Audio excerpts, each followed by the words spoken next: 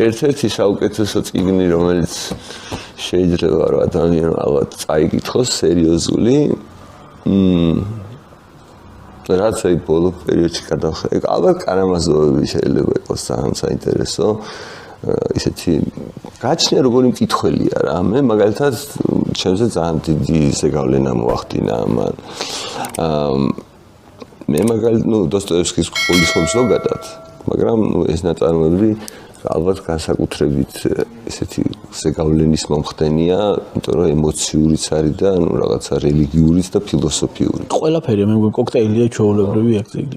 კაი, ხუთეული არ გვინდა, 3 თუ კიდე გინდა? მე მგონია რომ ვიდრე ზოგადად მაგაზე დავიწყებდეთ წიგნებზე ლაპარაკს, ალბათ მე მგონი ბიბლიის კითხვის ამბავიც არის, აი ბიბლია უნდა იყოს თუ ჩვენ კულტურაზე ვსაუბრობთ და რაღაცა, შეიძლება ეს არა წიგნი როგორც აი ქართველებს ზოგადად ვიძახით, აი წიგნი წაკითხული გაქვს, არამედ ამბავი, რომელიც იქ არის მოყოლილი, რაც არის საფუძველი ჩვენი მორალის.